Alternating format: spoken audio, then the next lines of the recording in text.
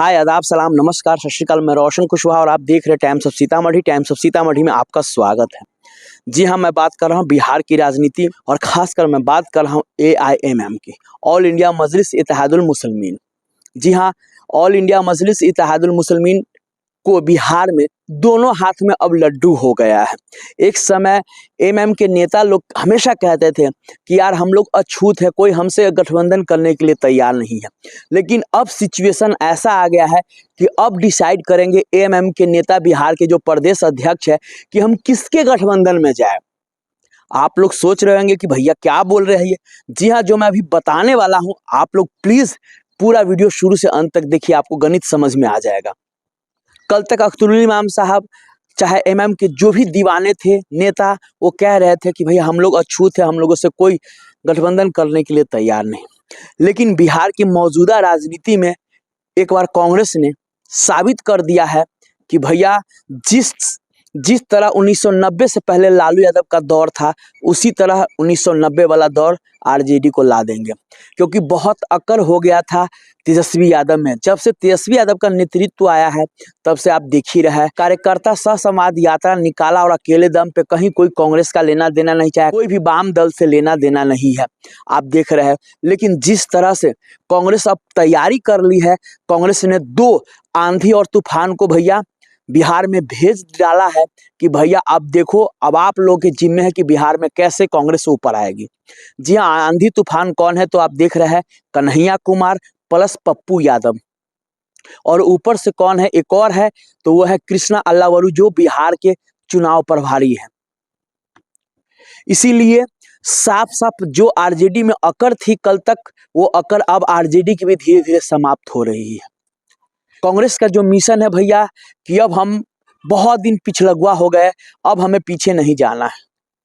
इधर आरजेडी खेमे में चल रहा है कि भैया अब कांग्रेस भैया साइड होगी, क्योंकि कांग्रेस को भी पता है और आरजेडी को भी लग गया है कि भैया सिर्फ मुकेश सहनी करने से और मुकेश सहनी के गठबंधन में आने से भैया कोई तेजस्वी यादव मुख्यमंत्री नहीं बन जाएगा। अब आरजेडी को भी लग रहा है, याद सताने लगा है कि बिना एमएम को अपने साथ गठबंधन में लिए बिना अब आरजेडी की भी भैया दूर दूर तक कुछ नहीं होने वाला है। क्योंकि आरजेडी चुनाव का भी 6 महीने का समय है और उससे पहले इतना तामझाम आरजेडी ने किया है, जो घर घर उनके नेता लोग माई बहन योजना बड़ा बड़ा होर्डिंग लगा के आप देख ही रहे होंगे। अब आरजेडी को भी लग गया है, तेजस्वी यादव को भी लग गया कि हम मुख्यमंत्री नहीं बन पाएंगे, बिना एमएम को गठबंधन में नहीं लेंगे तो भैया हम मुख्यमंत्री नहीं बन पाएंगे। क्योंकि हाल ही फिलहाल के दिनों में जिस तरह मुसलमान भाई का रुझान एमएम की तरफ बढ़ा है, उससे कहीं ना कहीं आरजेडी खेमे को लग रहा है, उधर कांग्रेस खेमे को लग रहा है भैया, तो प्रशांत किशोर को भी लग रहा है। इसीलिए प्रशांत किशोर जो कल तक कहता था कि हम 243 पे अकेले लड़ेंगे, लेकिन अब प्रशांत किशोर भी मन टटोलने में लग गया है। क्योंकि जिस तरह उपचुनाव में करारी हार हुआ प्रशांत किशोर का, उनकी भी अकड़ अब लाइन पे आ गया है। और जो प्रशांत किशोर से खबर आ रहा है कि भैया चुनाव आते आते तक वो भी कुछ दल से गठबंधन करेंगे, ये जो खबर आ रही है मैं आप लोगों को अपडेट दे रहा हूं। तो इसीलिए अब सोच रहा है, अब आरजेडी जो कल तक कहता था तेजस्वी यादव हम हैदराबाद चुनाव लड़ने जाते हैं, हम भैया उनको जहां अपना ये करे है, तो भैया आप कहा जाओगे हैदराबाद चुनाव।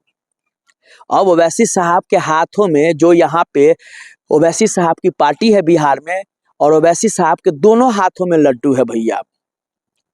क्योंकि कांग्रेस भैया अब पूरा ठान ही लिया कि आरजेडी से वो अलग होगी, और इसीलिए वो पहला मिशन आप देख ही रहे शुरू करने जा रहा है कन्हैया कुमार। और जैसे बिहार में कन्हैया कुमार आया, तेजस्वी की मुश्किलें बढ़ गई है, उसकी धड़कन बढ़ गई है। जो कल तक तेजस्वी अपने आप को सर्वे सर्वा कहते थे, उनको लगता कि सब हमारा ही है, अब तेजस्वी यादव को भी असली रियल पता चलने लगा है।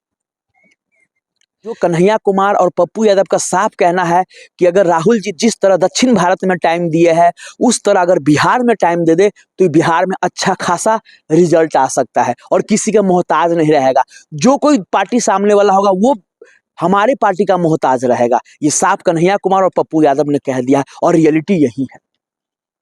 जो कन्हैया कुमार पप्पू यादव जो साफ साफ कह रहे हैं कि भैया हम यही नहीं, जैसे ही आरजेडी से कांग्रेस अलग होगी तो भैया हम एएमएम, एएसपी, उसके बाद वाम दल को भी अपने साथ लाएंगे।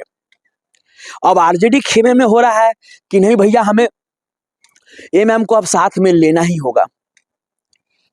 आपने देखा होगा हाल ही फिलहाल तक अख्तरुल इमाम साहब कहते भैया हम जैसे लोगों से कौन गठबंधन करेगा, क्योंकि सामने वाला जिस तरह से बयान दे रहा था, जैसा आप लोकसभा में भी पता चल गया कि इंडिया गठबंधन वाले ने सबको सबको अपने गठबंधन में लिया, लेकिन AIMM को नहीं लिया अपने साथ गठबंधन में।